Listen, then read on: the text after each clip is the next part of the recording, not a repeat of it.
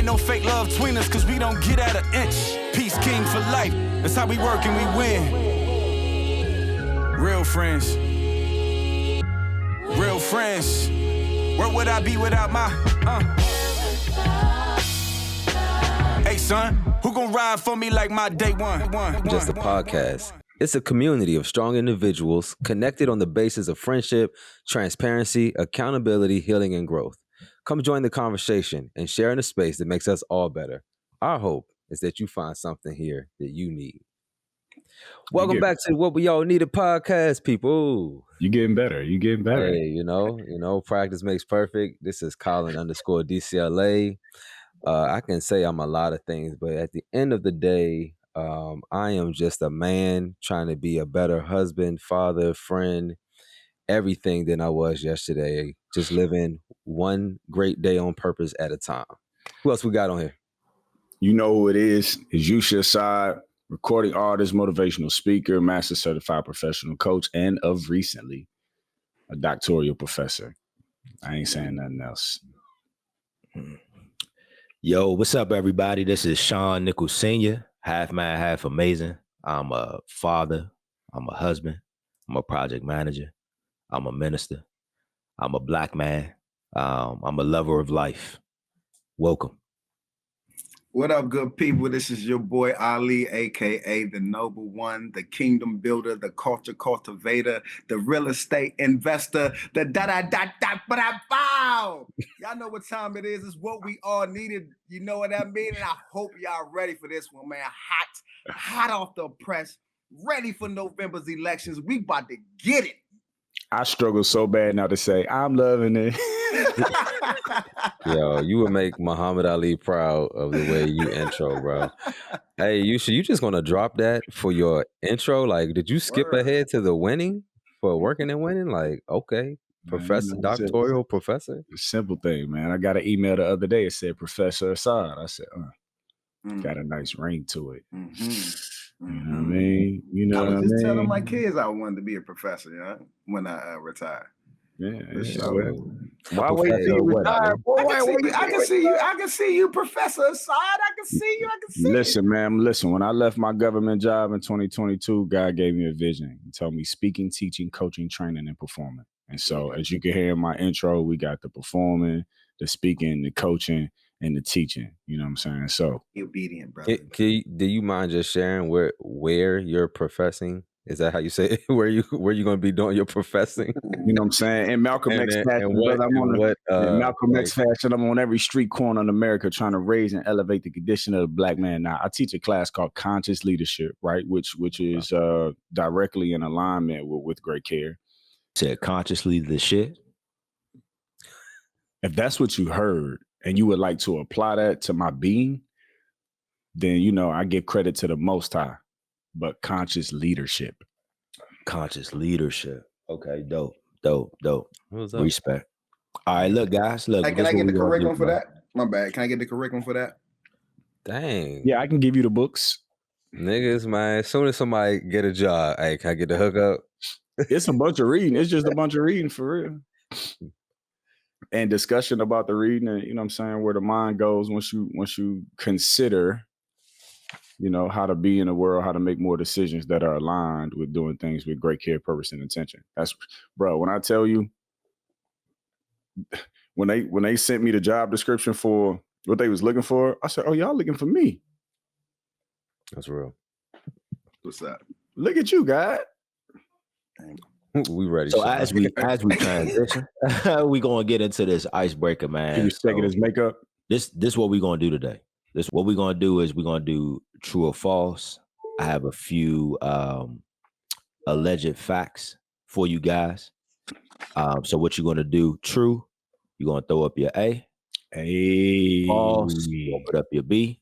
I'm going to make the statement. I'll then count down 3, 2, 1 and allow you guys to answer. All right, let's roll into it. Roll. I'm your ad-lib person today. I'm just... The Republican Party was founded in 1854 primarily to oppose the expansion of slavery into the territories. 3, 2, 1.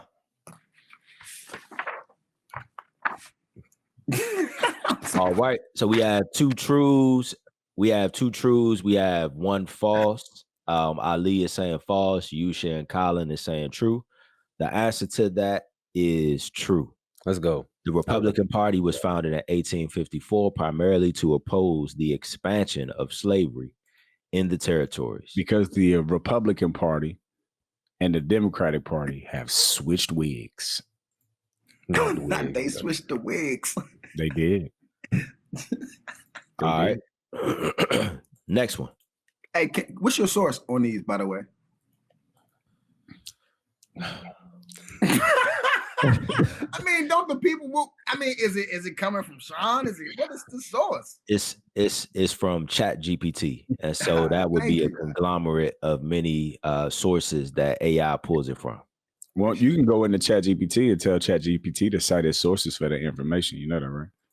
I mean, cool. We're gonna be on 15 minutes and be on question 2, but it's all good. All right. Control of Congress alternates between the parties, impacting the legislative agenda significantly. I'll read it one more time. Control of Congress alternates between the parties, typically impacting the legislative agenda significantly. 3, 2, 1. Sounds true. I can't read. All right, There we go. There we go. All right, so we have Yusha and Colin saying true. We have Ali, the noble one, saying false. The answer to that is actually true. Control of Congress alternates between the parties, typically impacting the legislative agenda significantly. Why you shaking your head like you got it right, Ali? Like you got it right. All right, look, we're gonna go in with another one. In my mind, I'm like, is he getting it wrong on purpose just so we can have some diversity? But no, you got it wrong. No, yeah. Don't fall into the quote unquote wise man tactics. I was trying to give him some benefit of the doubt, but at this point, as if I know when I don't. At this point, don't help your kids at home because. All right, number 3. Historically, since the presidential election of 1964, the District of Columbia has never, quote unquote, voted red. Again, I'll read. Historically, since the presidential election of 1964, the District of Columbia has never, quote unquote, voted red. 3, 2, 1. Again, we have Yusha and Colin saying true, and we have Ali saying false. And the answer is actually true. Historically, since the presidential election of 1964, the District of Columbia has never, quote unquote, voted red. DC don't vote red, bro. DC don't vote red. It's gonna be blue. The next one, both parties aim for 250 electoral votes to win the presidency in the Electoral College. Ooh, took me back there. Both parties aim for 250 electoral votes to win the presidency in the Electoral College. 3, 2, 1. Feels like too many. All right, we have a unanimous of false. I think it's 260. And the answer is actually false. The real answer is both parties aim for 270 electoral votes to win the presidency in the Electoral College. All right, let's go moving quickly to the next one. Are we keeping score? Notable, yeah, I hope y'all are. Notable leaders include Abraham Lincoln, Ronald Reagan, and George W. Bush of the Republican Party. Notable leaders of the Republican Party include Abraham Lincoln, Ronald Reagan, and George W. Bush. 3, 2, 1. Bam. I know that's true. Ali, you got trash, bro. All right. Colin and Yusha pay attention in history growing up. Ali got false. The answer is true. Notable leaders of I the think Republican Abraham Party, Lincoln threw them Abraham all. Lincoln, Ronald Reagan, and George W. Bush. I We got to told you remember that at some point the two parties flipped. Told you they switched wigs. He didn't know what that meant. All right. Next one. The party's symbol is the donkey, which was popularized during the 1958 presidential campaign of Andrew Jackson. The Democratic Party's symbol of the donkey was popularized during the 1958 presidential campaign of Andrew Jackson. 3, 2, 1. Oh, I really don't know. I'm gonna We go got false for Colin, true for Ali and Yusha. The answer to that is actually false. Let's go. Andrew Jackson was actually in the presidential campaign of 1828. Oh yeah, true. That's what I knew. 1958. Not 1958, y'all. That is when the symbol of the donkey became popularized. Yeah, I got thrown off. All right. Jackson. We did 5? Colin up. Let's see if we could get 7 for the founders. All right. Let's see. According to a pre-election 2016 analysis, the 13 most competitive states were Wisconsin, Pennsylvania, New Hampshire, Minnesota, Arizona, Georgia, Virginia, Florida, Michigan, Nevada, Colorado, North Carolina, and Maine. According to a pre-election 2016 analysis, the 13 most competitive states were Wisconsin, Pennsylvania, New Hampshire, Minnesota, Arizona, Georgia, Virginia, Florida, Michigan, Nevada, Colorado, North Carolina, and Maine. 3, 2, 1. That's the craziest multiple choice. All right, so we have 2 false, Colin, and the noble one, and we have Yusha saying true. The answer to that is in fact true. But those would have been considered as the swing states at that point. I know Florida was the big talk, remember, because they was trying to say Florida had all them. They tried to re-vote in Florida and all this shit. North Carolina normally goes red, but I think it was really on the cusp that year because, all that. All right, look, last one. I'm about to win right here.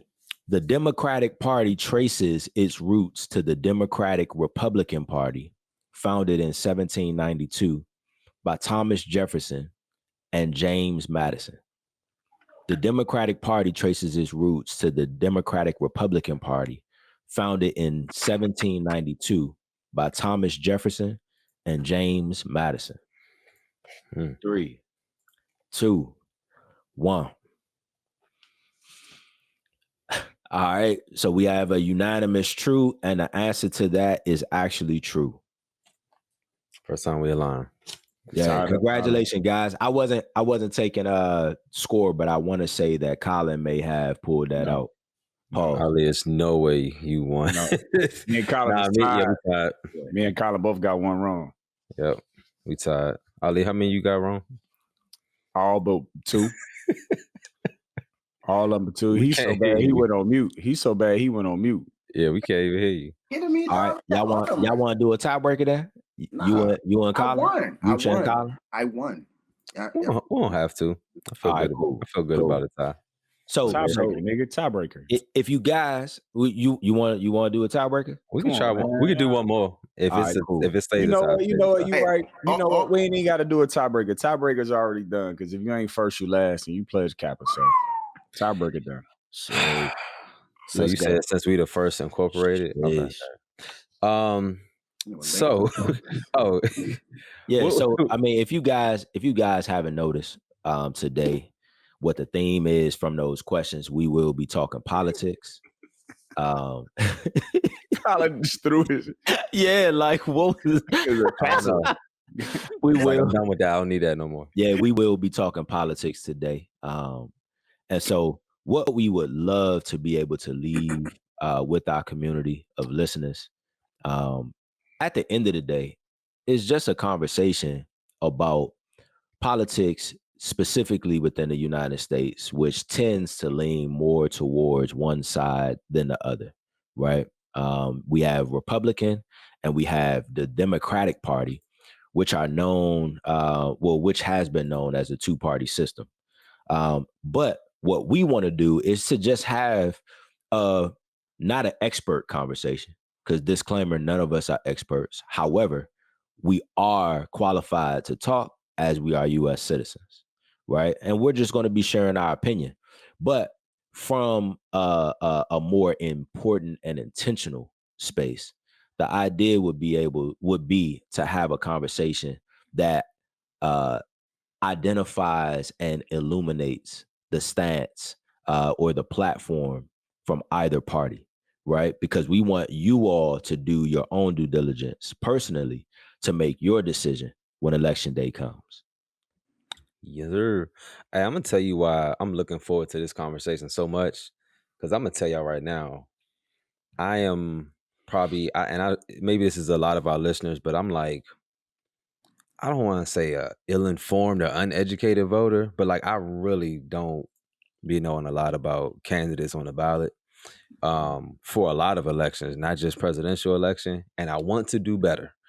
So even just preparing for this episode and doing the research, I've learned a lot about both presidential candidates. And so hopefully I'm gonna have, feel better about my vote, but also like it makes me want to do more research on some of these other candidates. So let's get into it. I'm ready. I have a real quick question. I'm just curious. When did you guys start voting? Like who was running at the time? I know the first time I casted a vote was for Barack Obama. I think so too. No. I voted in 2004. And do you remember who was running? That was George W. Bush against Cheney. Was that Cheney? Bush second term. I don't remember who he's going against. I wanna say it may have been Cheney. Let me How was it Bush and Cheney? Weren't they in the same party? Let me look that up. No, I know what to do. I can't think of his name. I could see his face. Romney? Nah.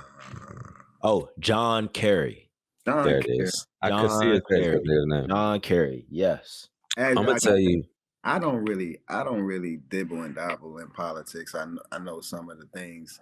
I intentionally got some of those things wrong, right? And the reason why is because I really feel like with politics, a lot of propaganda gets pushed out there for people to get anchored by, right? And so I think there are some things that are some truths, right? But there are some things I feel like just even in the data, right? You gotta question, right?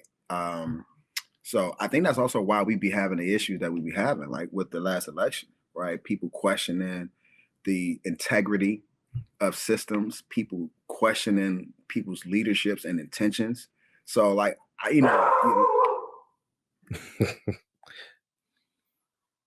Oh, I'm sorry, y'all. Said, take me out right now. He heard you. Hey, but look, while he's getting that though, I will say that 2004 was the first time I was of age to vote, right, for that Bush Kerry, but I did not vote because of just what Ali said, like just no faith in the system. So 4 years before that, I guess aging all of ourselves, but I was a freshman in high school, and that's when Bush was running for the first time. That's when it had the whole thing with the recount in Florida, and actual like the Supreme Court decided who won. It wasn't even by votes. And I remember in that 9th grade government class, learning that about the electoral college that you talked about in the game, the electoral college. And my teacher, when he explained that, I was just like, so our votes don't matter? And he basically could not give me any logical reason, in my opinion at the time, to why my votes counted and mattered at all if the electoral college exists. So because of that, I was just like, well, our votes don't matter then. So I'm not voting. I remember people got mad at me. I didn't vote. And then on top of that, the way Bush won the first time, I had lost so much faith in the whole system. I was just like, nah, this dude's gonna get a second term. Fast forward to when Obama was running, I was like, I'm not about to miss being a part of this history right here. So that was my first time. Listen, my daughter was born. What happened? What day did Barack Obama get you on mute again, Ali. What's the word? I think it's January 20th. His inauguration was. All right, January 20th. Gianna was born on January 26th. And so I didn't live in DC at the time. I lived in Charlotte. So I came up for the inauguration was here. No, that was, I went back home. Yeah.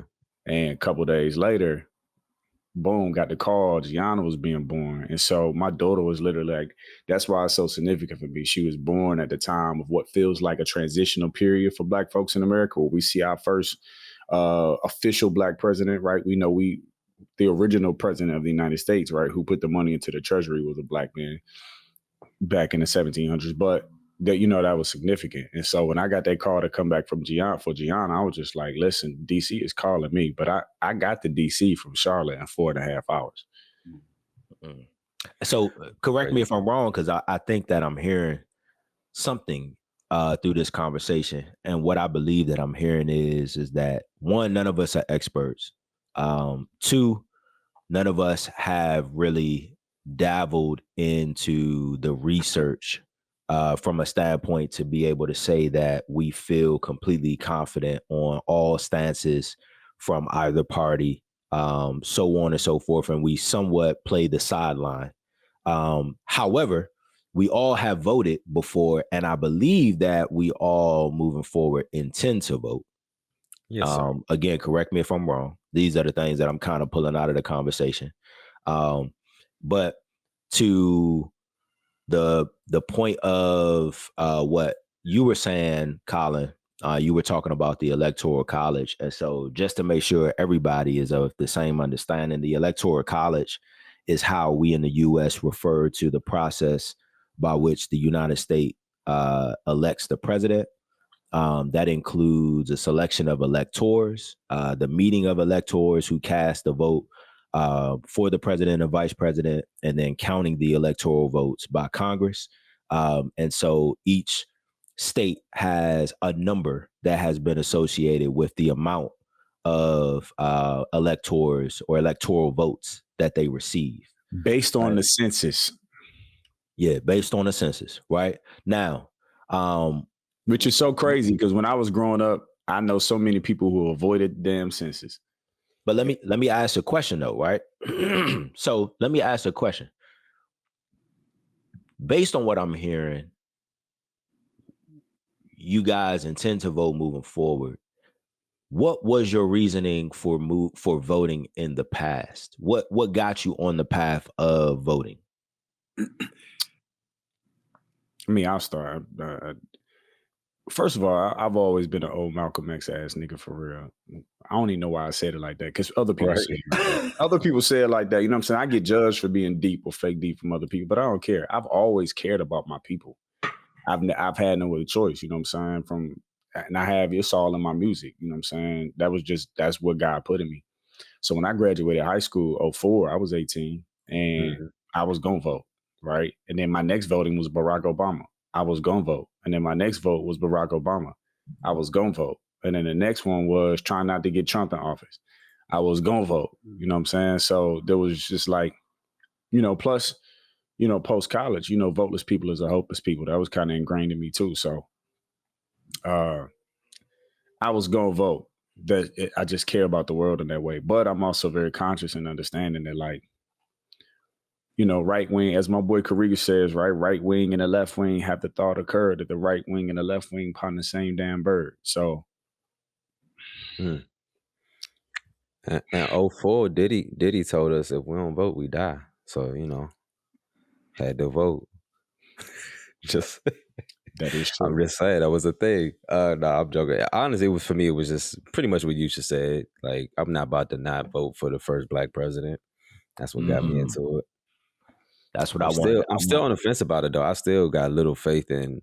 What I should do is look up how many times in history the Electoral College has gone the other way from the popular vote. I'm just curious. I know in our lifetime it's happened at least once. Yeah, but I wonder how many times that's happened.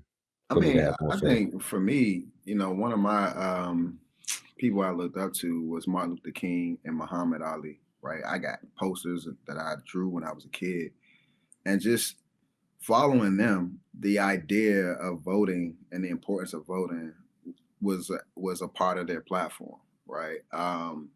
Maybe not so much Muhammad Ali, but definitely Martin Luther King in terms of how he worked with the government to get certain things done for our community, right? So I grew up like wishing I was a part of the civil rights movement, to be honest with you, right? I was like, I wish I was one of them people's, man, like, you know what I mean? So when I got an opportunity to be a part of a quote unquote movement, right, voting, right, which is a part of our system, I was eager to be a part of change, i.e., while I'm doing what I'm doing now, right? This is all about transcending and helping and getting something moving. So that's why I voted. And then to your point about when the first time I voted, I can't recollect, but I want to just stand on Obama, right?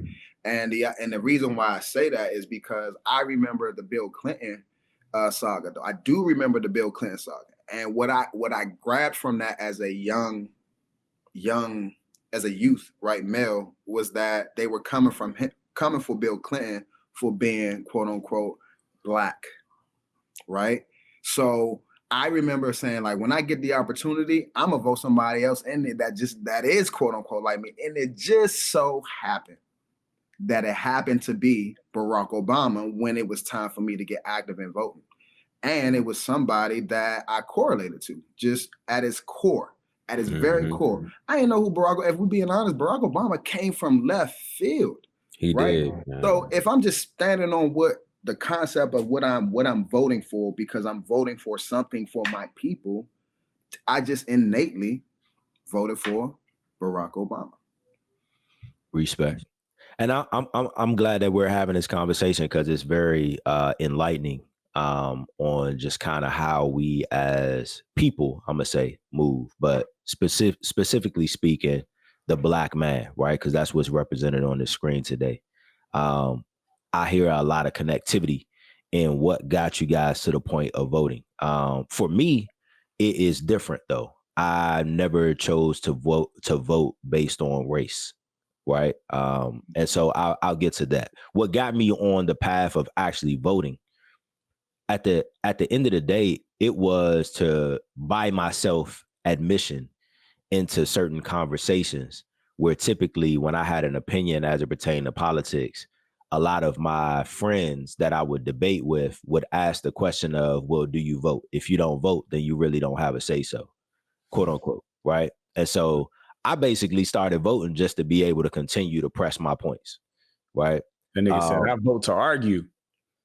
I mean, yeah, to have a seat at the table to be able to share my opinion, which my opinion is valuable, similar to anybody else, right? Now, the beauty in that is that through that, it did encourage me to begin to do research and to get to where I am now, where I follow platforms and really begin to go beyond just the surface and looking at the benefits, the potential downfalls, setbacks, so on and so forth. Now, as I started voting, I never voted just because of race, even though at the time I did vote for Barack Obama. The painful part, though, is that, and this, I don't know, we would have to poll people that are older. What I found is since we have been eligible to vote, it has typically been a conversation of choosing the lesser of two evils, which is why a lot of people tend to sway the way that they do, right? Beyond any other reason, which has always been a pain point for me. And maybe we'll talk about it later on in the conversation. But I just don't think that is in itself a viable reason as to why you would then need to vote, the way that you choose to vote, because you're choosing the lesser of two evils, right? When we're talking about politicians, any race, that are supposed to represent the people.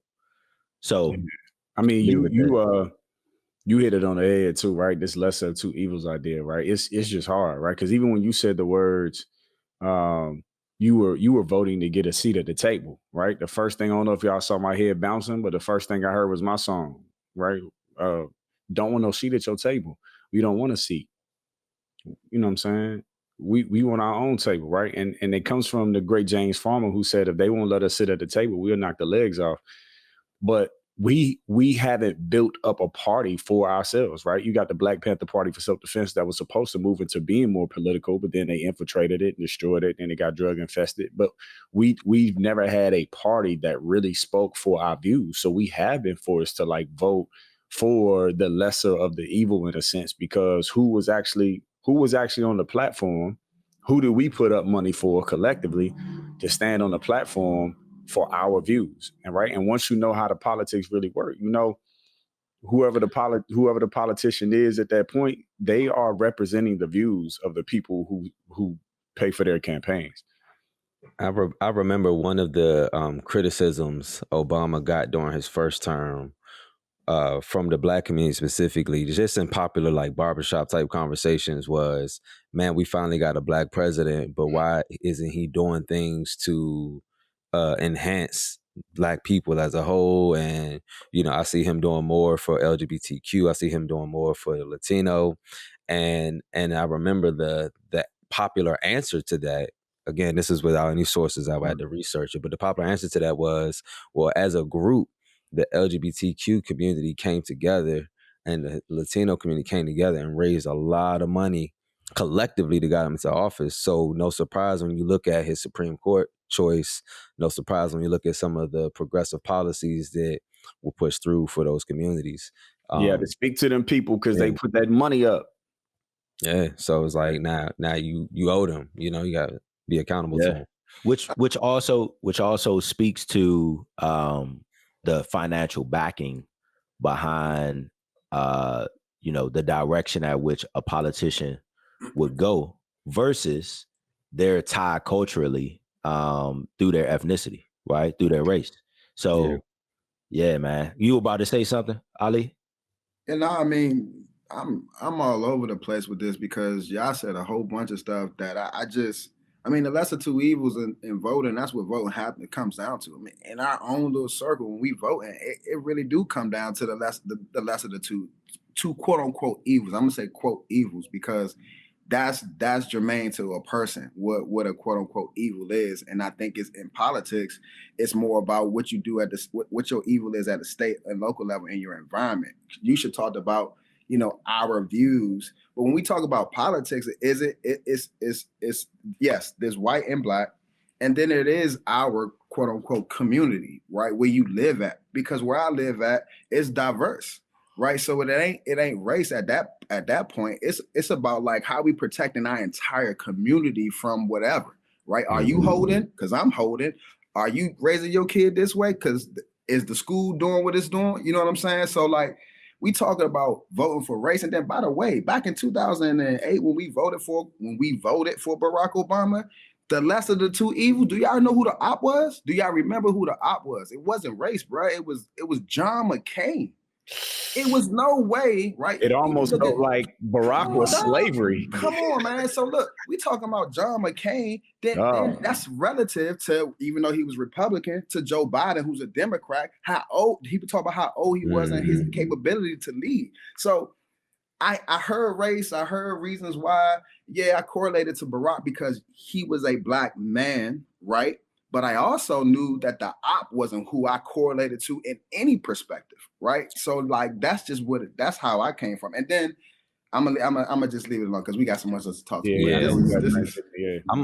Let me ask you a question based on what you're saying. So based on what you're saying, are you saying that choosing who you're going to vote for based on the lesser of two evils is not necessarily a bad thing? Is that what I'm picking up from what you're putting down?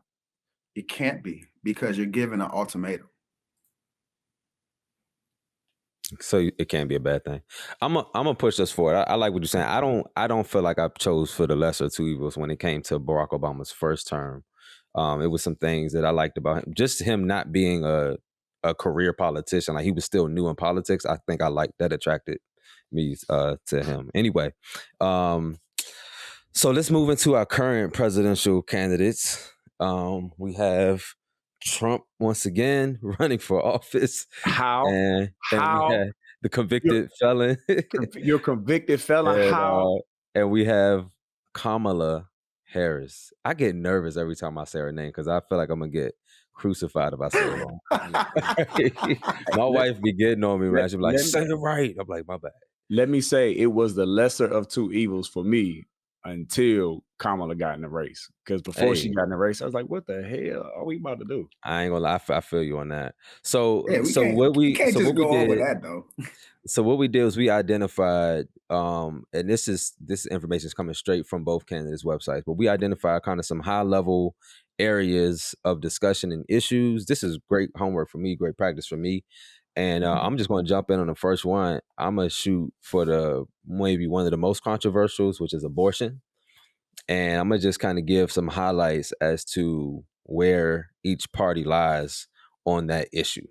So on abortion for Kamala Harris, she is pro-choice advocate, meaning she supports reproductive rights and access to abortion and opposes efforts to restrict access. She wants to fight for Roe versus Wade into law to protect women's rights to choose at the federal level. And she wants to expand access to health care, right, for reproductive health care. All right, that's her. On Trump's platform for abortion, pro-life advocate, which means he opposes abortion and supports restrictions, including late-term abortion bans. He obviously supports the overturning of Roe versus Wade. He wants to defund Planned Parenthood. I got some interesting thoughts on Planned Parenthood from his foundation. And he wants states to have more control to set their own abortion policies rather than having a federally mandated right to abortion. So states to have more power. So that's what they provide. Let's talk about the start of Planned Parenthood in the first place and why they even, I'm saying, so many people taking this issue, saying to the third and fourth and fifth degree. And I think it should be right in cases because we're talking about women's health. And ultimately, I think there's a middle ground between the two perspectives, honestly, based off my beliefs. But if we talking about Planned Parenthood, we know that was put in, like that's in the right. That's the RAND. What's her name? The lady. But that whole design for Planned Parenthood was around the destruction of Black babies. Mm-hmm. But what I like to say in the words of Malcolm X, man, you know what I'm saying? He said, as an all farm boy, he never cried when the chicken came home to roost. And what you watch over time is America has done so many things, so many intentional things to destroy Black people, and it's came back to kick their own people in the ass, because what you put into the country, it eventually disseminates through the entire country. So if you're talking about Planned Parenthood, they put that out there for us, but now it's slowing down the Caucasian population, and they hate that shit. So you sound like you align more with Trump administration's views on abortion? Don't do that to me. Or in the middle? I align with good logic and reason, right? What I would say is that I don't support abortion except for in cases that could cause damage or, destruction to the mom, right? If somebody's health is in risk, we having another conversation. If someone is raped, right, and there's a child produced from that, we're having another conversation, right? But as you said in the early episode that we done, the possibility of having a child is almost damn near impossible, right? If you talk about all the ducks and things that have to be lined up for that to happen. And so I also believe that nothing happens without God allowing it. So there's a side of me that says, nah, we don't abort no babies, because if it was allowed, then let it be. That's the faith side of me. But it's also like, yo, if your life is at risk and you got to choose, I feel you. Go ahead. You know what I'm saying? Mm-hmm. If you was raped and a baby, I feel you. You know what I'm saying? But that's why I feel like there's a middle ground between the two perspectives. And so with there being a middle ground between two perspectives, then where does that leave you on choosing a side, right? Because that's essentially what politics are, right? If you think about it as far as like a bag, and within that bag, you throw in your groceries. Some groceries you choose, some groceries you don't, right? But you, at the end of the day, you got to pick up one of those bags and walk away with it. I love your question, right? The way I look at it is like a plate, right? If you go to a cookout and somebody got a whole table full of food, you pick up the things that you like on the plate. So when I'm thinking about voting, I ain't necessarily voting left or right or Democrat or Republican based off this view, right? My vote comes I on got you. other views that make more sense to me. But this one, I'm not standing the way on it. So you're saying that you're conflicted and you don't really have a I'm not definitive conflicted. decision. I know exactly what I believe, but neither one of them represent my belief. So That's I not an think issue that you would it's not an use to issue that choose I'm using a to candidate. choose. And I What just about want you, to say Ali? this, right, man? One, I'm for women having the right to do whatever they want with their own body, period. And whatever side that stand on, it sound like it stand on the Democratic platform side. And I have 2 daughters. I'm around females, and I would hate for anybody, any government, any state to tell my daughters what to do with their body, how to do it, when to do it. That just doesn't speak right to me. And the reason why, right, is because, in this freedom, put it like this, freedom is circumstantial. It's circumstantial in this system, in this situation. The reason why I say that is because in the abortion platform, people throw in religion. When we talk about the military and the defense, religion don't really mean as much as the mission do. So I get conflicted on this. I don't get conflicted on this, right? To me, I remove religion, right? And I say, well, what is right for the human? And it's the right to choose whatever you want to do. Like the idea that you can't have freedom already in certain situations and systems, but to myself, to my inner self and how I operate in this earth, I don't have the freedom to do and operate how I operate. I just don't like that idea. Yeah. To me, this almost feels like one of those the lesser of two evils situations. I think I'm probably more aligned with Yusha in terms of like on just this issue. Like I don't really like the idea of abortion in most cases, but I do believe that there's extreme cases. So here's where this would cause me to do further research, right? Because I feel like what the media portrays on this issue is that both sides are on the opposite extreme. Whereas like one side is like, man, do whatever you want. You go get abortion anytime you feel like it, just like, let's kill these babies. And the other side is like, no, you can't do anything. Right. And I don't know how realistic that is. Like if I get into the weeds of both of their policies and what exists, I don't know how accurate that is, or if there is maybe one side or the other is more in the middle than we realize, right? To where I may be able to say, okay, I don't know which one more aligns with where I feel like. Or the other thing is, and I've heard this on a podcast one time, when it comes to that stuff, I think currently, 'cause I think it was Trump's platform that says it wants more state control. I think currently the state does have more control when it comes to abortion rights, like currently today, to whereas like the presidential election has very little influence on what's happening with that anyway. So to your point, may not even be an issue that needs to be of high consideration. If you listen to Trump, he says that when he's talking, like, I don't know if people paying attention. He's like, people say on the Democratic platform when Kamala comes on, right? She's like, oh, we're going to get Roe v. Wade, back to the way it was. And Trump's response was like, how you going to do that? With the Supreme Court, like he's literally like, he's like, it's not going to happen. You're not going to be able to do it. We're going to have the Senate and we're going to have the House. I mean, people not hearing that. And you're right, Colin. It's like, how is it going to happen? It's going to take some real good effort. And I'm not discouraging this particular platform, but the man in 2016 throughout his candidacy, he placed certain people in play. So certain stuff like this can't get, Yeah.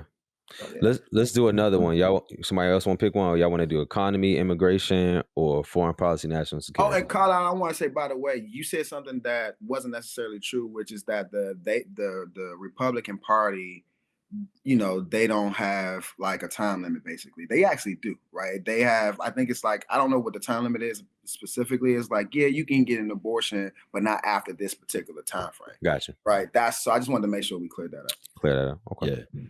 I mean, I would like to speak to that real quick though, because for sure. I think that there are a lot of different variables that can go into where you stand. Right, we talked about religion, but then also what I can speak to is personal experience. Right, and so going back to we were talking about Roe versus Wade in 1973. essentially Roe versus Wade was a landmark decision where the Constitution of the United States made a decision to generally protect the right to have an abortion. And so what we're talking about is that potentially being overthrown or done away with present day. Now, if that means that then makes it illegal for certain procedures to happen regardless of the reason behind it, I am definitely pro-life, pro-choice.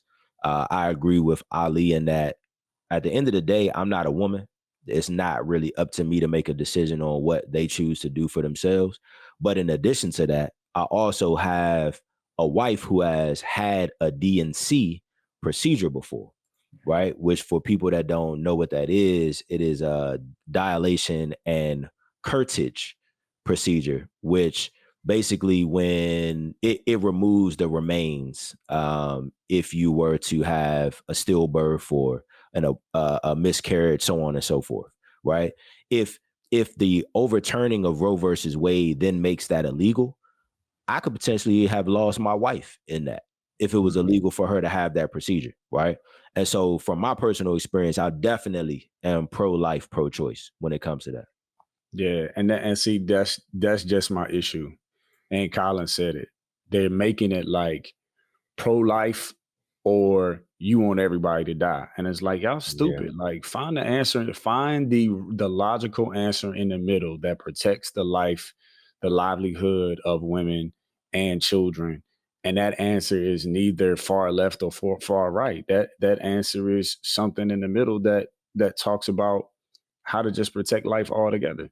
Yeah, I mean, but just like we know, it's not that easy, right? Because it could be that easy, quote but they unquote, don't want it to be that easy because without that not division, in what we experience in real life. Let me ask y'all a question. Without that division, they don't make us make a choice about who to go with. So they're trying to create this divide and conquer, gang. But a lot of them people don't in legislation don't even feel like that. They just know that they helping to create the dichotomy. But that's what I'm saying. Ask the question is why does this matter so much? To whom? Right? Why does this matter so much? And to whom does it matter? You know why it matters is this is from a strictly marketing standpoint when you're trying to get the popular vote. Because it's an emotional topic. And when you got people's emotions, you got their attention, and you can use that to sway votes. I think that's why it's such a major topic.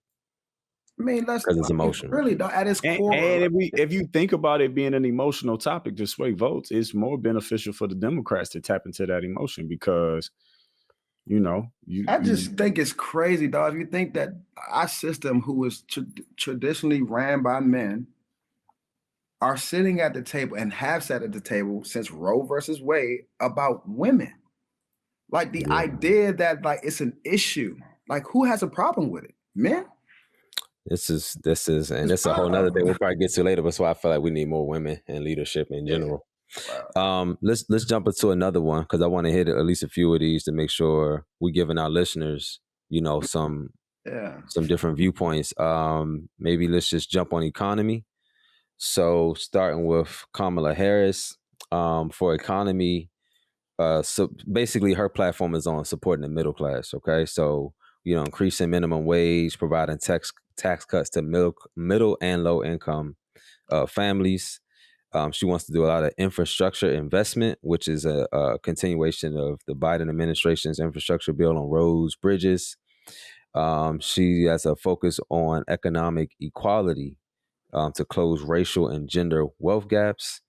And in a climate-related economy, she's building her platform and investing in clean energy and technologies to increase jobs around that. Okay.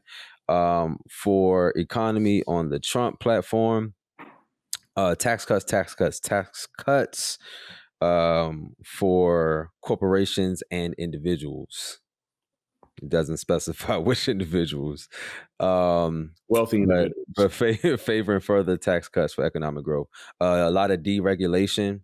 We've heard that a lot in his talking points on wanting less government regulations on businesses, which he believes will grow the economy, and then more trading and renegotiating trading. A lot of tariffs. This is a word I need to look up. I don't know what that means when they say tariffs. Maybe one of y'all can help me with that. I want to say it's a tax terminology.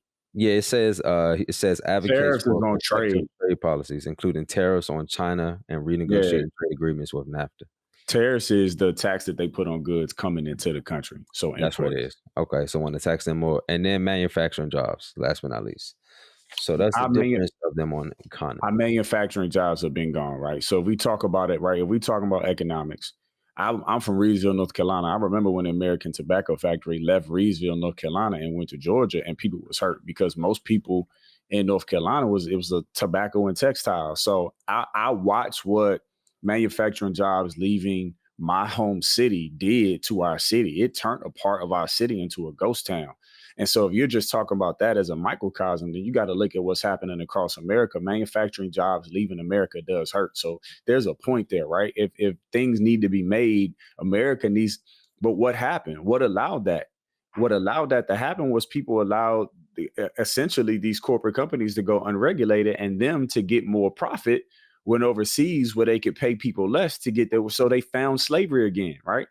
At some case, they found slavery. Now, somebody might say them people are getting paid, but yeah, if you're getting paid, 20 cents an hour and your CEO who owns the company is a billionaire, dog, the disparity is crazy. So it's just a new form of slavery, right? You paying you just enough to pay for your shack. You know what I'm saying? So that's how we got to that. Now, if you're talking about taxes and these deductions, let's get to it. We know that deductions are directly related to those who can have itemizations, who can itemize things at the end of the year. You can't really do that unless you have a business, right? Now, there's some other things like childcare and buying a home that allows you to have some deductions. But unless you have a business, you can't do deductions. And unless you're talking about 500 plus a year, then deductions don't really matter. So when they talk about giving tax breaks to individuals, they're talking about the 1% because they own businesses and they make enough money where the deductions are needed. Now they're saying when you say they, are you talking the Republican Party? 1%. I said it, the 1%. Oh, millionaires. we talking about Trump's views. When you say, thank you. When he said Trump's views. And so, to conclude for me, they believe that if you give tax cuts to these rich people, they will open more companies and start more jobs. Yeah, that may be true, but the issue is that you ain't paying your people. The pay that you give your people isn't relative to your profits.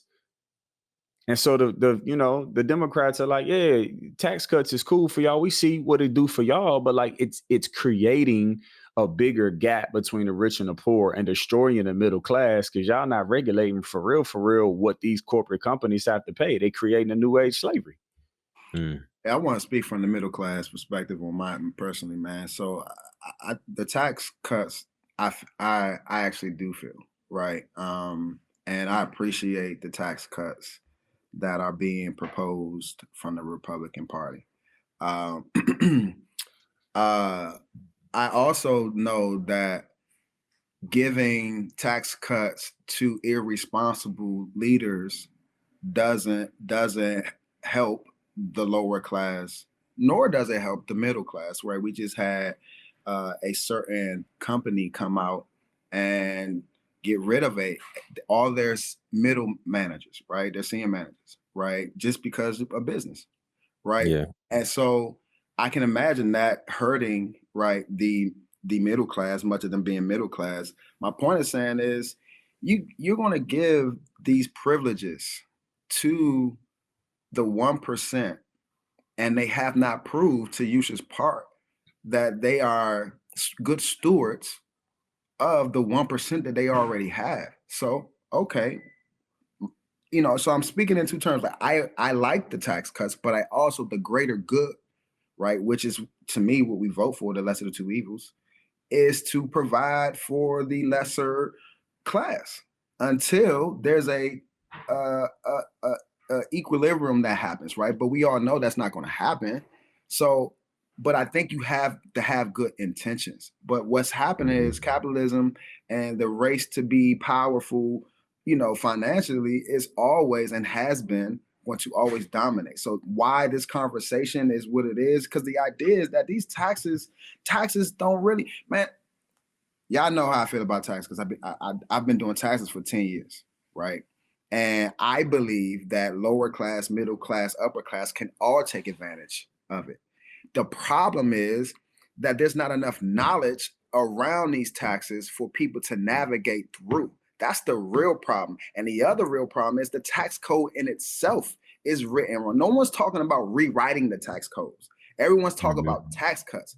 But there's so many advantages that people are taking of the tax system in a bad way, honestly, right? So no one's talking about fixing the tax code. They're all talking about cutting taxes in certain areas, which I think can help. But like, there's an underlying problem which leads to our deficit. So like at its foundation, there's some systemic issues with the whole process. Yeah. For economy, man, I'm kind of like, there's things on both sides that I like, and things on both sides that I don't like.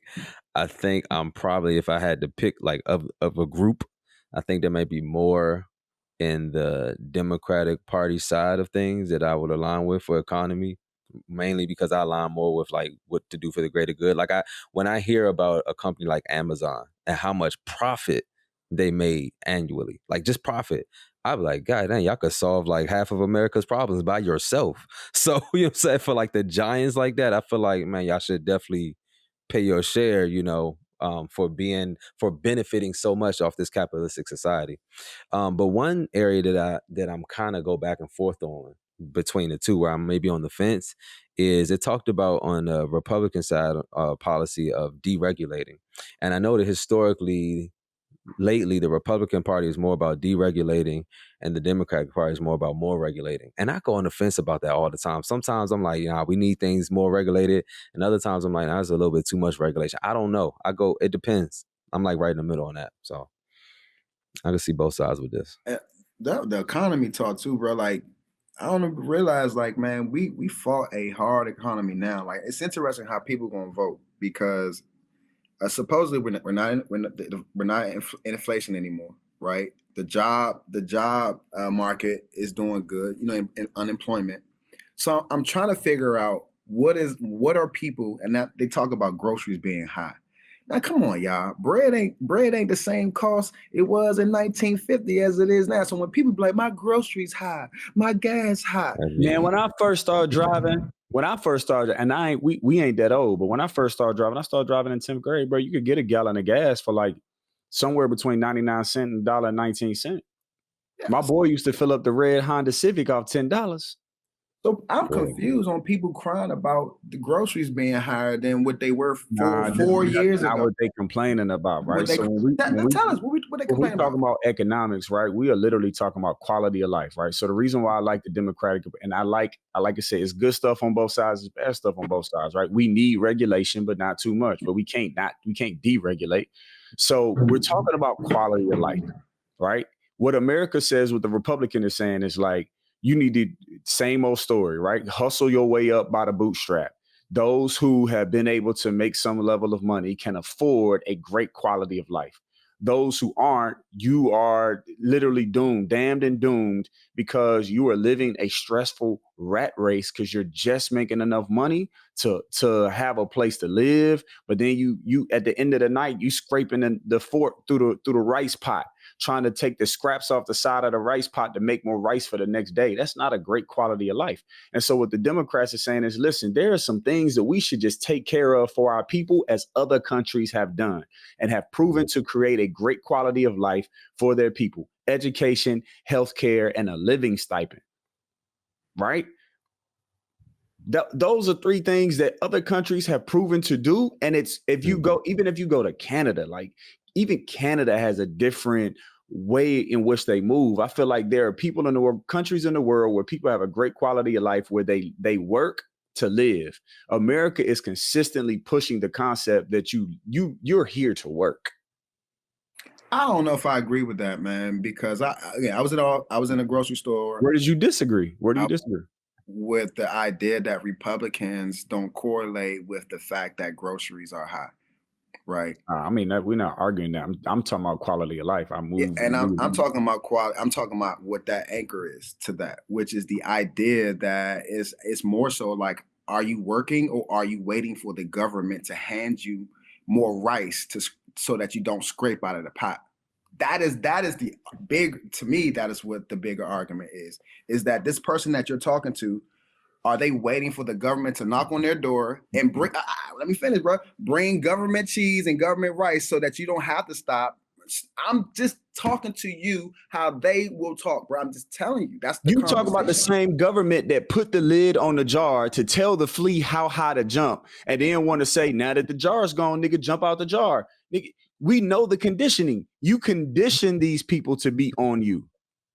But I'm saying their argument is that their argument is that these people aren't working, is what I'm trying to say. That's the idea of capitalism. That's the idea of like, well, we work to get our food. To your point of like work to life versus quality of life.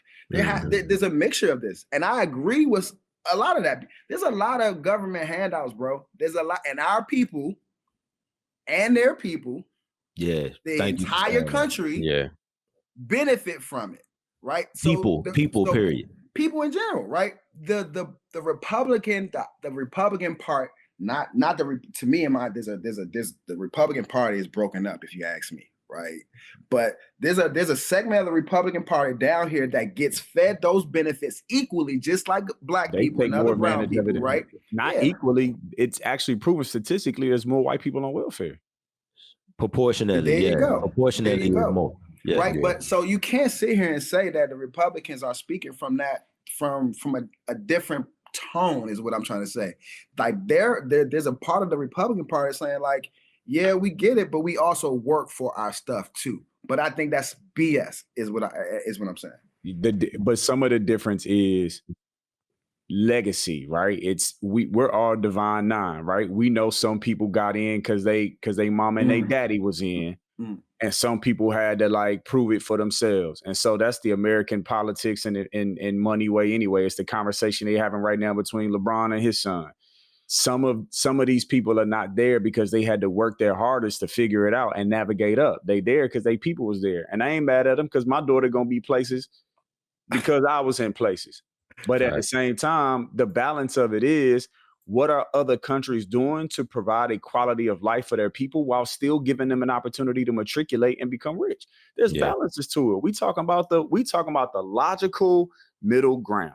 For sure. We got for sure. It's good conversation. I'm gonna push this forward just for time's sake. And we might not hit all of the major points, but I think this is some good conversation and hopefully encourages people to do some detailed research on their own, like we did for this episode. I'm gonna go ahead and do something light.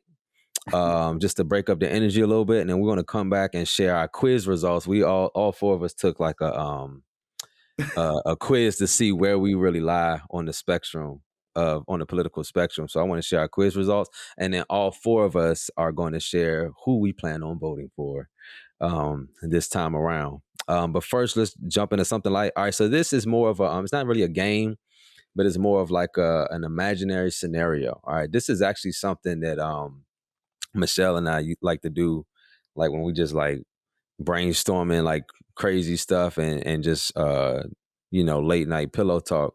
But like if you could create your own utopia society, like what kind of things would it look like? And this was inspired actually from that and from my daughter. She had a project for school recently where they had to create their own country because they're learning about government right now in 5th grade, and they're learning about how the different parts of government, the checks and balances. So she had to create her own. So what I want to ask you guys is, if you were the ruler of your own country or this country, right? And you can pick 3, let me say, minus the logo, 3 staple things that your country would be founded on, or that would be like unique. 3 specific things would be very unique about your country, that's different than most places, right? And it could be something that already exists, but you basically are like, these are the 3 foundational things we're going to build on. What would they be? I'm gonna give you an example. For my daughter's country that she made, she reformed the banking system. So her banking system was a government-run system. There were no privately run banks. It was a government-run system with the purpose of education. So their banking system ran on debit only. I didn't even know she knew the difference between debit and credit, but her banking system ran on debit only. Her country does not allow people to go into debt via credit. And the banks are responsible for educating the citizens on healthy saving and investing techniques. but that's all it is. It holds your money and it educates you. So like, what would your 3 things be? I can go first because I've kind of thought about this already. But if somebody else is ready to go, what would your 3 go things first, man. Go first. All right. So my 3, one is going to be something I'm passionate about that maybe I'll be able to do in reality one day. But it's going to be a federal run universal education system. So my country will have a unified federal education system that is not based off of property taxes. So everyone's will pay federal taxes into the education system, which will be run by the government. And with that, school choice. So like, you don't have to use the federal schooling system. You can educate your own children or go to whatever private institution you want to, but everyone will have the access to the same unified education across, no matter where you live in the United States or my country. That would be one. 2 would be this is getting to the regulation taxes that we talked about. 2 would be that minimum wage per family that you talked about, Yusha. So like every family would just be, so taxes would probably be higher, but every family would get a minimum living expense to minimize poverty and hunger and homelessness and all of that. So you still, it ain't gonna be enough to thrive. Like you still gonna have to go to work or whatever, but there's gonna be a minimum things that are coming in that's going to help everybody. It was actually a presidential candidate running on this, I think, the last term. His name is Chang or something like that. He was running on this platform. He actually was paying people like $1,000 stipend a month. So I would do something like that. And the last and final thing would be guns. Guns would be illegal in my country. No guns. Nobody has guns. You talking about, so this is not if you were to, you saying your own country, right? You're not saying United States. Oh, it could be United States if you want to refer. Nah, but that's your own. Let's say it can't be if you talk. You're right. Let's say your own country. Your own country. Okay. No, the citizens would not have guns anyway. Maybe some high level military police, but could you imagine what that looked like if it was guns were made illegal and there was a process at which people went by to retrieve all of the guns in the United States? That would be crazy. It would take 50 years. That would be crazy. I mean, I ain't your own country. Can you imagine all the African countries back in the day without, what I'm saying, before guns was created, without spears? What? Can you imagine Samson without a jawbone, bro? But that's what I got on my. Can you imagine David without the sword, bro? I thought you said world, because in my world, everybody would have to fight with their hands. No weapon, nothing. Imagine David without the slingshot. Are you going next, Ali? Are you going next? Yeah, I can. Yeah, for sure. All right. So for me, man, it would be food would be in abundance. There would be no currency, and our defense system would be like Wakanda. No currency? Yeah. When you say no currency, what is in replacement of that? Trade. Before there was no currency, there was trade and barter. Let's talk about how we got money in the first place, right? This is how you get money. You got something, I ain't got nothing. So I give you a piece of paper that says I owe you on it. Slavery. Bingo. It was money. Money is material slavery. No money. You ain't, I got something. Because if you think about it, when we rich, if you got something, I got something, man, listen, I'm not rich and I got people that I trade with. You know what I'm saying? Because I got something, they got something. It's like, why we talking money, bro? I'll do this for you. You do this for me. Yeah. Or I give you a check. I give you a check, but then you turn around and hire me and give me a check. And so we exchange money, but we ain't exchange money. Might as well not. Money is needed for those who ain't got nothing to trade. Yeah.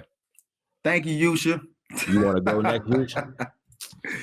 I mean, mine gonna be simple, bro. You know what I'm saying? Universal healthcare is gonna be in my country. Universal education, with equal representation from all groups, all communities, to help decide what that education should look like, or an opt-out option. And that opt-out option would not just be you opting out of the schools. It would be you having the option to take the tax dollars that you put into education and put that towards a educational institution. And it would have to be an educational institution registered with the government, but the government wouldn't regulate what they teach. Because every community of people don't need the same education. Black people don't need the same curriculum as white folks. Certain areas. Yeah. In certain areas, right? Our community needs something else holistically. So it'd be universal healthcare, universal educational system with an opt-out, and an opt-out of the tax format. And then, I think because of the idea of welfare and tithing and zakat from the Muslim perspective, right? There would always be some social good, right, connected to people being able to have a quality of life. So I go back to the stipend. You get a living stipend. Free money for everybody. Not free money. But, if there was no money in Ali's world, right, we was in Ali's country and there was no money, then there would be, every week we would drive by with food. Everybody get a basket of food. You get a basket of rice, beans, barley. Take what you need. All right. What you got, Sean? Yeah, for me, I would say housing and rehabilitation. That would be number one. And so under that would be an emphasis on our veterans as well as the homeless in general. The rehabilitation part is anything that falls under that bucket of rehabilitation, whether you have PTSD, whether you have a drug addiction, which there are templates out there of how other countries do it, that I agree with. So I would say housing and rehabilitation. The second would be education. And so like from a historical standpoint, the deconstruction of the historical educational system within the United States. I definitely think that it's obsolete at this point. And then the third, I would say national industries and regulation, right? I do think that there is importance on a more stringent regulatory system for our businesses. However, I think that we need to bring a lot more of our industries back into the nation, and there could be like stipends and potential incentives on beautifying and rehabbing a lot of man, if you go throughout the neighborhood, just in the DMV area where I live, it's like a habitable house and then a dilapidated house, or even a commercial business, like dilapidated commercial businesses. I don't understand why. So I'll leave it at that. That's real. Sean brought us on. We ain't really talked about it. You talked about when you talked about housing and rehabilitation, I feel like you was getting to the penal system. Neither one of us brought that shit up, but that shit crazy in America. Yeah. Hey, I like y'all countries, man. I might visit. I don't know if I might live in a couple. I don't know about yours, Ali. I'm scared of the no money, but I might visit. You ain't gonna want to live in mine because mine is gonna be all pro guns. You can't come to mine because I know you're not gonna pro ammunition. Hey, I think we all, you know what I'm saying? I'm gonna tell them right now. I got a song where I said it during 2020. I went and bought the shotty with the pump. At the end of the day, I feel like black folks. Ali said this earlier. He was like, what you talking about? Somebody, the 40s or 30s. You talking about old school something. And I thought about it. I was like, man, you said you wish you could have lived in civil rights times. And I was like, bro, I always feel like I'm in the wrong period. I feel like I was supposed to be in the 1920s and the 1930s. But because of how history repeats itself, I often feel like we're living in the 1920s and 1930s, 100 years forward, right? And so, if you think about the 1920s and 1930s, black people was winning for real. Durham, Tulsa, Harlem, DC. And the only thing we did wrong was we ain't have an independent army. But that's why I was so happy when Kamala was like, you tripping. Me and mine's packing at home. I don't know if y'all saw her. She was like, this ain't a conversation about like I taking agree. away your guns. Like when she said that, I was like, I hope they know. Nah, I didn't say they. I hope people know that black people packing, bro. And that's a misnomer that we ain't. I have to be because I live in Georgia where everyone has a gun outside. So it's Hey, like look, I don't have a choice. I got homies in DC. They be like, I tell them, yeah, I gotta check my gun in at the airport. They like, gun? You can fly with a gun? I was like, nigga, if long as it's a state you got reciprocity in, bro, of course. I'm not going to Atlanta without the strap. Bro, You wildin'. you be at Pizza Hut. It's just holding. I'm like, all right. So, all right, no, that was good though. I should make y'all come up with a name for y'all country, but we gotta move forward because that'll be funny. But I already got mine. I'm gonna call mine tight I'm gonna go ahead and side with Saha. I'm gonna go ahead and side with Saha the Prince, man. New Africa. New Africa. Oh man. All right, you can tell I've been hanging around the kids too much at work, Sean. All right, so we took a quiz. We took a quiz, the four of us, to see what's the name of this quiz. It is political typology quiz to see where you lie on the political spectrum. So I'm just going to share before we share our results what's on this spectrum. So in the middle, if you're right in the middle, they call that stress sideliners. Okay, and then you have to the left of that and to the right of that. To the left of stress, all the way to the left of stress sideliners is progressive left. Then you have established liberals, democratic mainstays, and outsider left. And when we share our results, we'll explain what we are, the category that we land in. And then to the right of stress sideliners, far right, they call faith and flag conservatives. That's hilarious. Committed conservatives, populist right, and ambivalent right. All right. So we're getting ready to share our results. I'm gonna guess that you ended up at like a committed conservative. I'm gonna put Sean and you on the right. But first we're speaking about what we thought before the test, and then we're I'm saying what I think y'all are. Yeah, Gotcha. I thought we should guess each other. We talked about that. We should guess each other. I think Sean and you are both on the right, and I think Ali is going to be outside or left, like almost in the middle, but a little bit to the left. And then what did you think about yourself, Colin? Before doing this? I would think I would have been as close, like right in the middle. That's what I would think. All right, let's get it. Let's go. Brrr, drum roll, please. All right, mine ended up being I'm close to the middle. I actually ended up being an outsider left, which is one notch to the left from the middle. Along with 10% of the public is in this category.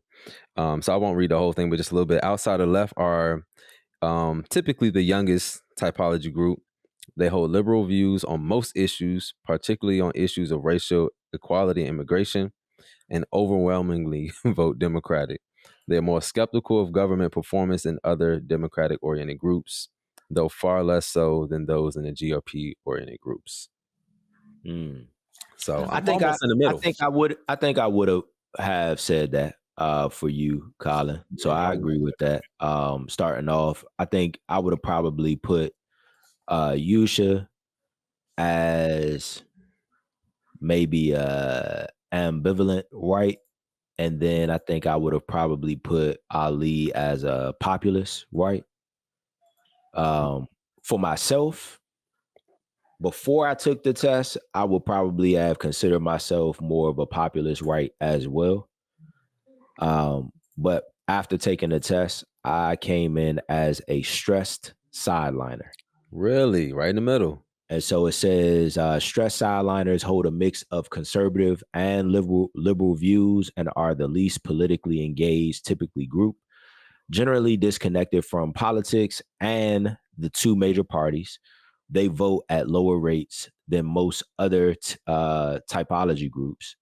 About 4 in 10 live in low-income households, and they are the group most likely to describe their personal financial situation as only fair or poor. Stress sideliners are split evenly between the Republican Party and the Democratic Party, while 1 in 10 don't lean toward either party. They lean liberal on economic issues and tilt conservative on social issues. That's interesting. Right in the middle. So we both two of the four of us so far are kind of one right in the middle and one close to the middle, but slightly to the left. Who wants to go next? Yeah, I'll go. I thought Sean was a faith and flag conservative. I thought Yusha was a Democratic mainstay, and I thought that Collinwood was probably more of a populist right. Yeah. Interesting. What about yourself, Ali? What did I think I was? Yep. What I am, which is a stress sideliner. Okay. Another in the middle. Not really, swaying one way or another. I've been known to be a waffler. Is what they would call me back in the day. Waffle. But you can call me a independent. You can call me whatever you want. But I'm in the middle, and that's probably me being a Libra too. To be honest with you, so that's all I'll never talk about. Sean, I felt like Ali was like, Sean, I figured you was like a redneck. Like that's what I heard when he said that. Like, God. Yeah, I see Sean with but like you align with them. The conversation we had about this episode, it would have led you to believe this man over here is secretly over. No, I'm just kidding. Nah, it's just because a lot of people get emotional when we talk about politics, and I leave emotions at the door when it comes to politics. So a lot of people do feel that way because they be having their panties in a bun. Which is why you're stressed out. Speaking of panties, I'm gonna go ahead and go because I would have thought. I would have thought that Sean would have been far right until I seen that picture he took with Tavia. Hold on. When I seen that picture Sean took with Tavia, I said, "Oh boy, you just liberal to panties." I was like, I got to see the panty connection here. Let's see where this goes. You just tied yourself to panties. Sean, you got to climb yourself back out of that one, champ. Y'all won't listen. Did you hear what I just said? Everybody heard what you said, but we ain't hear the connectivity that you heard, my dude. Connectivity. Listen, everybody can't have the artistic mind that I have.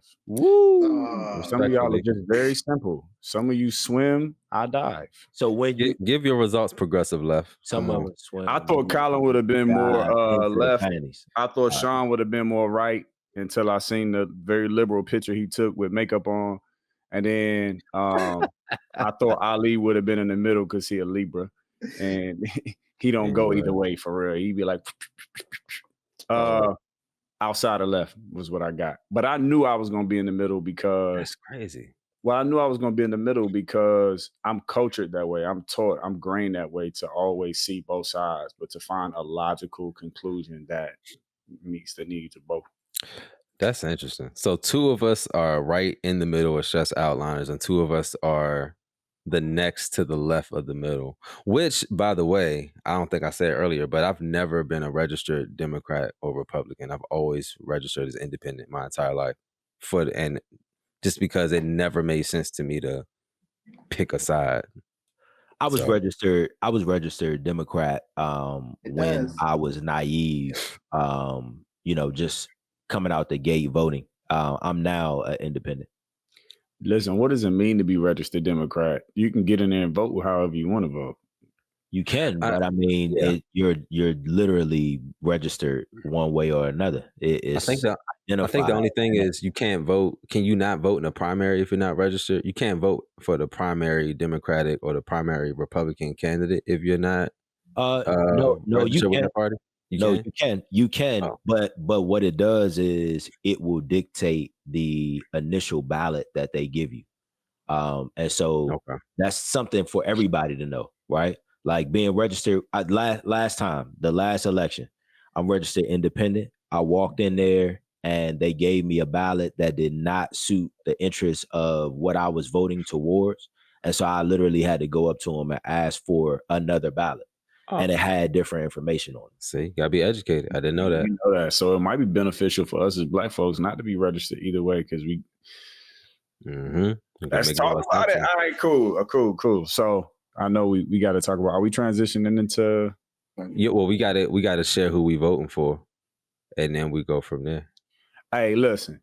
When we talked about earlier, we talked about the LGBTQ community getting behind. Barack because of his stances on that and how that was supported. They put a lot of money in his pocket the way the Divine Nine came together to put some money in Kamala's pocket. I hope we don't stop. At the end of the day, I think that was the first move we made towards doing it right. If we got college educations, we getting money, we in the middle class, people making money. Let's put our money where our mouth is with this candidate. At the end of the day, I don't think this one is the lesser of the two evils, because we got a convicted felon who shouldn't even be allowed to run, which to me is the exemplary look on what it looks like to have white privilege in America. Bro, you shouldn't even be here. So to me, there's no, I'm not voting. I'm making the only option available, bro. You're not even supposed to be here. So the answer to the question was what for you? Kamala is what he said.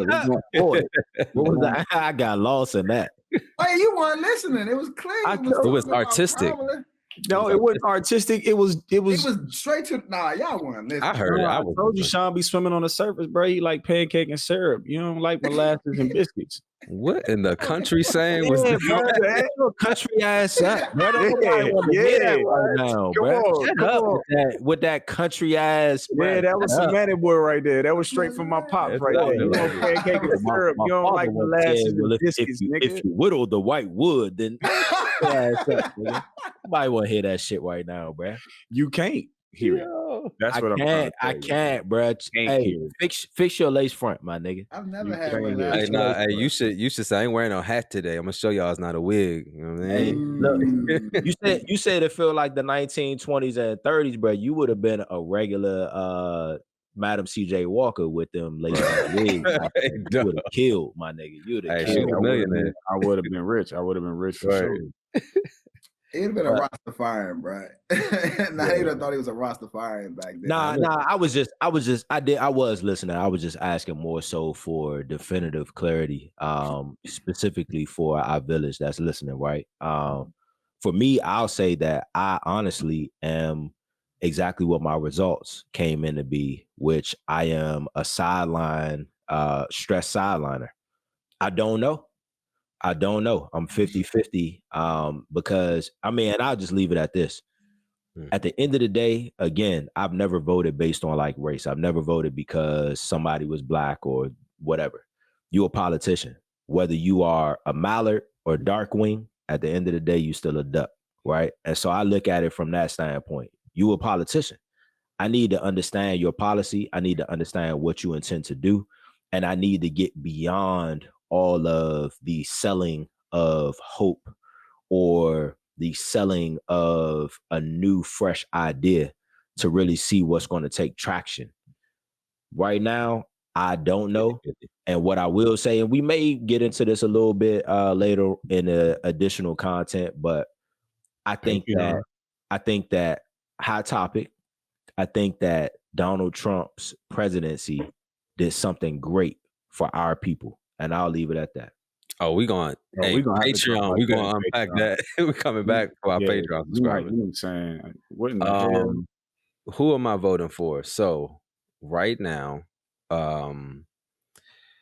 I believe strongly that we increase as a society, as a people. We elevate as a society and as a people when more women are in positions of leadership. Okay, not even more women than men, just more women than currently are, right? I believe that. So I like having a woman as a president. I like biasly like the idea of that for my daughters to see. For my daughters, I put an S on it. Let me not speak that into existence. For my daughter to see. Nah, it ain't too late. Come on, Sarah and Abraham. It's going. I'm gonna make sure it's too late in a minute. Also, going in the Sean Brigade. Also, going from this research I've done, like kind of where Sean is at, like I don't feel any more stronger about either political party size platform, but I also, and I know Ali's probably gonna talk about this more later, but I also don't know how much, like I value probably more, which I want to get into more local politics anyway, in terms of like the impact it actually has on my day to day. So I don't know how much this really is going to affect my immediate day to day, but I will say that on Trump's platform, he has made some very scary claims to me about what he plans to do in terms of the the level of deregulating he wants to do that may affect my household personally, right? Because he wants to do away with a whole part of the government that my wife currently works for. So, so with that being said, definitely voting for Kamala Harris. Yeah, for me, man, it boils down to what we've been talking about, in terms of what I personally been talking about, which is, you know, moving out the emotion. I think Sean talked about that, moving out the religion, and just speaking to the person. If it comes down to the lesser of two evils. And then when I look at the person and what I'm voting for, in which I'm voting for someone to lead me, right? Leading me is leading the country, right? And then I start there, and then I start from the bottom. It's who's following him, and who are his soldiers, who are his people that are going to do his work. So when I look at the state and local people, they aren't aligned with my views, my values, and the way I feel like I want to go about life, right? So I'll start there at that level. And you see some of his followers, some of his people who, quite honestly, he has to then say, oh, I didn't say this, but J.D. Vance, right? He had to say, oh, you know, I don't necessarily agree with the idea of abortion, what J.D. Vance talks about abortion, or the cat lady thing, right? So when I take these two things and I'm saying, oh, these people who are following him, right? I don't know if they are a representation of me. So I take the other side of it, and I look at how a person leads from that perspective, and the people that are following this particular person and what that aligns with in terms of where I'm going and what I see. And then that boils down to Kamala, right? And it's just simply, who do I feel like can lead people? Not just me, but the people who are working for them. It's been proven with Trump that the people who work for him, some of them, if not half of them, quite frankly, just didn't like working with him. I mean, we can talk about why, but when you are tasked with leading the most powerful country in the world, and you decide midway through your administration that you can't work with this particular leader, that is alarming to me. And so I want to try a new leader, Kamala Harris. So we got Kamala, undecided. Okay. He gonna decide. He gonna tell it in Patreon. Listen, we gonna transition over to working and winning, because what we ultimately know is that regardless of what president gets elected, we got to continue to work and win.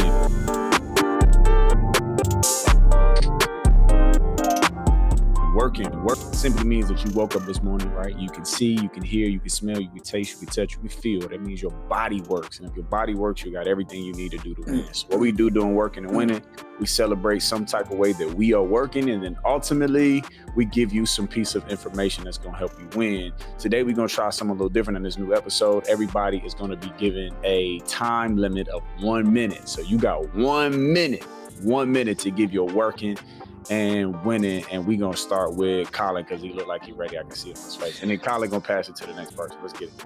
Will do. My work right now, I'm actually working on grieving right now. So the fellas know on here because they are part of my tribe, my accountability crew. But I recently lost a first cousin just this past week, and so just grieving that loss and what that means to the family. As a whole, this is the fourth first cousin on my dad's side that I've lost. And for my uncle, this is a second child that he will have to bury. So just processing that and grieving is the work right now. And I'm gonna be honest that me and God beefing on this one for real. But the I guess the win I would say connected to that is that I'm practicing obedience and still being intentional about my relationship with God, even though I'm mad at him right now. Or yeah, even though I'm not feeling what's going on. And then the other win, I'll say this just more personal to me, just to share for to celebrate with my brothers, is that I am officially now certified administrator in the state of Georgia. I'm no longer on a provisional license certification. There's a lot of steps you have to go through each state as an educator, and I'm all the way official in the state of Georgia now. So that just came through as well this week. All right, let's get it. Colin, who you passing it to? I'm passing to Sean Nichols. All right. My work, my wife and I are currently in the process of interviewing for a financial advisor for our household, which with the idea that will at some point be coupled with a tax strategist.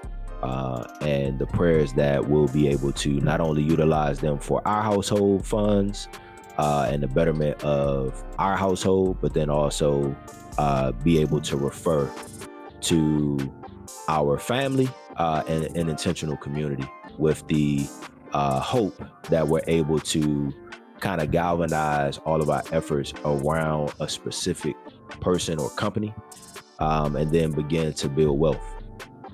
So that's the work, what we're doing right now. The win, I wasn't going to speak to this, but I will speak to this, and prayerfully, this will be food for you, Colin, as well as anybody else that may be going through. So for those that don't know, I had a cousin that was on hospice who has since passed away, transitioned. Yesterday was his funeral, and I was a pallbearer. The win in that was, despite the tears that I shed and the emotions that I felt, his wife of 59 years, Wow. eulogized him and was able to eulogize him without breaking down. On top of the fact that she showed an immense amount of strength that I have never personally seen, in how she was praising the fact that he transitioned, and she's confident that he made it back to his original home, which is heaven, right? The reason why that is a win is because it has now began in the short period of time of experiencing that. I now have refined and improved my outlook, not only on marriage, but as it pertains to the contribution that you add to people's lives while they are here. Yeah. And so prayerfully, that speaks to you in the sense of keeping faith, right? Because at the end of the day, we're spirits. And if the goal is to make it back with our Heavenly Father, if you can say that that was accomplished, it's a job well done. Amen. Thank you, Sean. Pass it to the next person. Yep, I will pass it to you, Yusha. All right, cool. It's 36 seconds, 37. I'm gonna do it in a minute. So work. What am I doing to work? Last week I was in Atlanta at an educational conference, but before the educational conference started, I got a chance to actually get up with a financial advisor myself, someone who could help me with my money and my taxes. She got everything aligned for me. So shout out to that lady, and shout out to the sister who connected me to her. But on top of that, I was also able to officially rehire a personal assistant who did some work for me for years for free while we was trying to figure out this business. She's back on and she's getting a check. So that's the work. I'm glad to be able to do that. Now here's the win. Yesterday morning, actually, I woke up in the middle of the night. I could not sleep. And so I got inspired to ask ChatGPT some questions. And the questions I asked caused ChatGPT to produce some very solid answers around how the human being can reach their ultimate purpose. And so what I'm gonna do is gonna add that to our Patreon as a digital download for our Patreon subscribers so that y'all got access to it, but it changed my life in a reading. Can't wait to check it out. Ali. You on mute, bro. Oh, my bad. That's the work. I was trying to mute so I can give attention to y'all. But the work that I've been doing is building my network intentionally, and recalibrating my new community. I'm turning 40 in a couple of weeks, and God has been really tugging on my heart and really moving me to recalibrate and reestablish a new community. And I've been doing that intentionally, and I'm hopeful that in a few episodes I'll be able to kind of like tell y'all, what I'm getting out of that. But I'm receiving a lot of information about what not to receive in my community, what to receive in my community, my purpose in it. And the win following that, to be quite honest with you, is my lens has flipped, right? A lot of times, you know, I'm receiving information and I'm selfishly, you know, processing it.